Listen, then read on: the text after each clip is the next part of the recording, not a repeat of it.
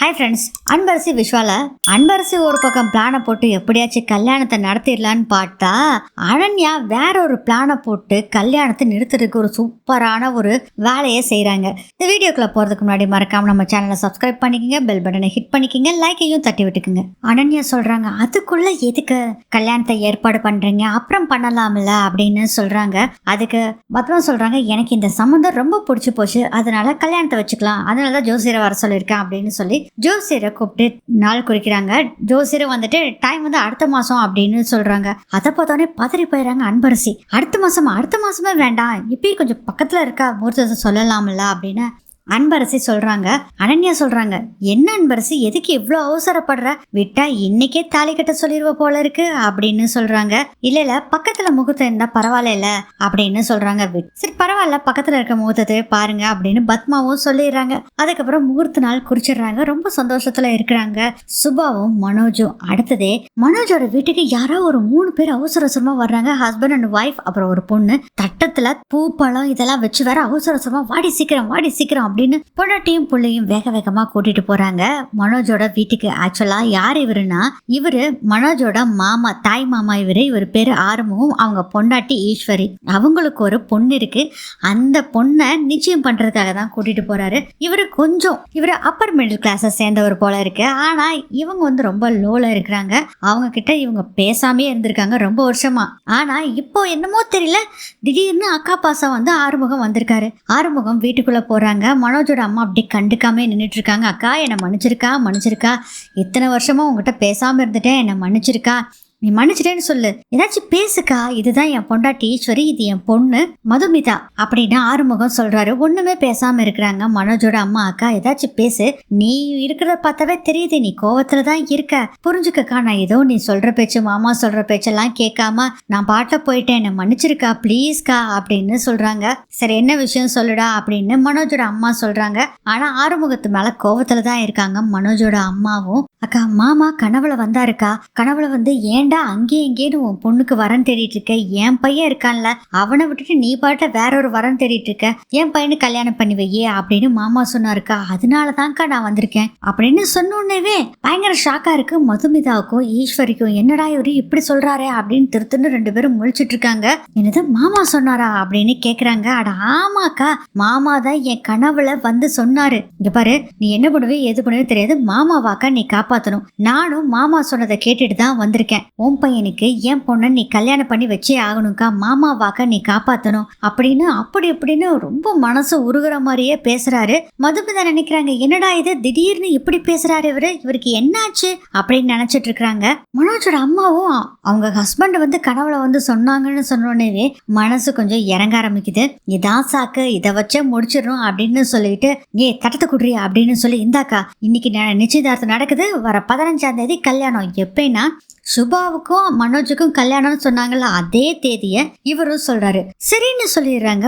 மனோஜோட அம்மாவும் மதுமிதாக்கும் ஒண்ணுமே புரியல, என்னடா இங்க நடக்குது அப்படின்னு திருத்தன்னு முழிச்சிட்டு இருக்காங்க. அக்கா என்னை மன்னிச்சிரு மாமா, என்னை மன்னிச்சிரு மாமா அப்படின்னு அவங்க மாமா போட்டோவை பார்த்து சொல்லிட்டு, அக்கா மாமா கடவுள் வந்தனாலதான் இதெல்லாம் சொல்லிட்டு இருக்கேங்க்கா, நீ தப்பா நினைச்சுக்காத, என்னை மன்னிச்சிடணும்க்கா அப்படிங்கிறாங்க. டே மன்னிச்சுட்டு நான் விடுறா, இல்லாட்டி நான் தாம்பரத்தட்டு மாத்தி இருப்பனா அப்படின்னு வேற சொல்றாங்க. சரிக்கா நான் வர்றேன்க்கா அப்படின்னு சொல்லிட்டு அங்கிருந்து கிளம்பி வர்றாங்க. வாடி சீக்கிரம் வா அப்படின்னு சொல்லி அவங்க பொண்ணையும் பொண்டாட்டியும் காரு கிட்ட கூட்டிட்டு போறாங்க. அப்பா என்னப்பா பண்ணி வச்சிருக்க நீயே அப்படின்னு கேக்குறாங்க மது. எல்லாம் அப்புறம் சொல்ற, 2 பேரும் முதல்ல காரு கிட்ட வாங்க அப்படின்னு சொல்லி காருக்குள்ள உட்கார வச்சுட்டு, நீங்க இங்கேயே இருங்க நான் ஒருத்தட்ட பேசிட்டு வர்றேன் அப்படின்னு சொல்லிட்டு வேக வேகமா ஒரு பக்கம் போறாரு. பார்த்தா அங்க அனன்யா நிக்கிறாங்க.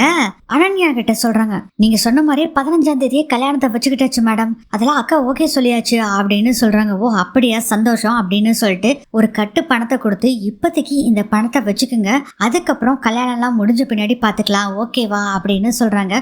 சரி மேடம் நான் கிளம்புறேன் அப்படிங்கும் போதே, சரி இங்க யாராச்சும் பாத்துட்டு போறாங்க, நீங்க முதல்ல இங்க கிளம்புங்க அப்படின்னு சொல்றாங்க. அனன்யாவும் அதுக்கப்புறம் அங்க இருந்து கிளம்பிடுறாரு ஆறுமுகமும். அதுக்கப்புறம் தான் பிளாஷ்பேக் போகுது. ஆறுமுகத்தை பத்தி டீட்டெயில் ஃபுல்லா கேதர் பண்ணது வசந்த் தான். வசந்த் அனன்யா 2 பேரும் ஆறுமுகத்தோட வீட்டுக்கு போறாங்க. வசந்த் உனக்கு இந்த ரூட் தெரியுமில்ல அப்படிங்கிறாங்க. இங்கதான் நான் இந்த சைடு இருக்கதான் சொன்னாங்க வான்னு சொல்லி கரெக்டா போறாங்க. ஆறுமுகத்தை வீட்டுக்கிட்ட போறாங்க. அங்க போய் வண்டி நிறுத்திருக்குள்ளேயே ஆறுமுகத்தை காமிக்கிறாங்க. ஆறுமுகத்தோட ஒய்ஃப் ஈஸ்வரி இருக்காங்கல்ல, பொண்ணுக்கு வரன் வந்திருக்கு, கல்யாணத்தை பண்ணிடலாமா அப்படின்னு கேக்குறாங்க. மாப்பிள்ள ஒரு மிடில் கிளாஸ் தான் அப்படிங்கிற மாதிரி சொல்றாங்க.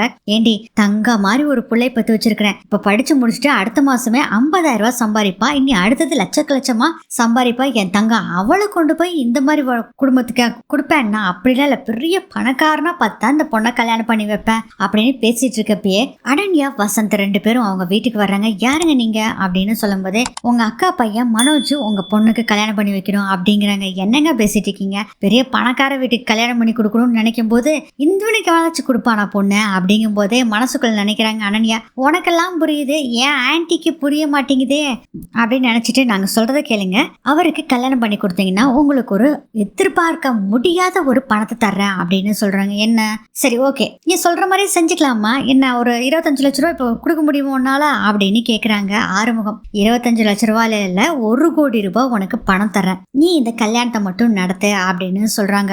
அதை கேட்டோடனே பயங்கர ஷாக் ஆயிடுறாங்க ஆறுமுகம். அனன்யா சொல்றாங்க, இங்க பாரு, நீ உன் பொண்ணுக்கு பணக்கார மாப்பிள்ளைய கல்யாணம் பண்ணி அதுக்கப்புறம் நீ பணக்காரன் ஆகிறத விட நீ பணக்காரனா இப்படி ஆகலாம்ல அப்படின்னு சொன்னோன்னு இதுவும் நல்ல ஐடியாவா இருக்கே, சரி அப்படிங்கிற மாதிரி சொல்லிடுறாரு ஆறுமுகமும். இருந்தாலும் ஆறுமுகம் நம்பல, 1 கோடி ரூபாய் நீங்க தரத நான் நம்புற மாதிரி இல்ல அப்படின்னு. இங்க பாருங்க, இன்னைக்கு ஓகேன்னு சொன்னீங்கன்னா நான் 1 கோடி ரூபாய் சிங்கிள் பேமெண்டா தர்றேன், அதுவும் இன்னைக்கே தர்றேன் அப்படின்னு சொல்றாங்க அனன்யா. இதை கேட்டோடனே ஆளு அப்படி சரிக்கி விழுந்துடுறாரு.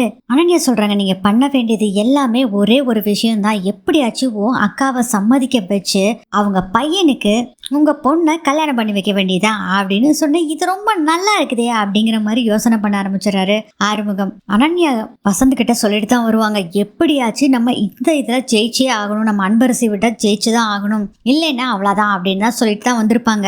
ஆறுமுகமும் ஓகே சொல்ற மாதிரி வந்துட்டு, ஏன் மேடம் அப்படி என்ன, ஏன் பொண்ண அந்த மனோஜ் கட்டி வைக்கிறதுல உங்களுக்கு என்ன லாபம் வரப்போகுது, இங்க பாருங்க நாங்க சொல்றத மட்டும் நீங்க செய்யறீங்களா இல்லையா அதை மட்டும் சொல்லுங்க அப்படின்னு அனன்யா சொல்றாங்க.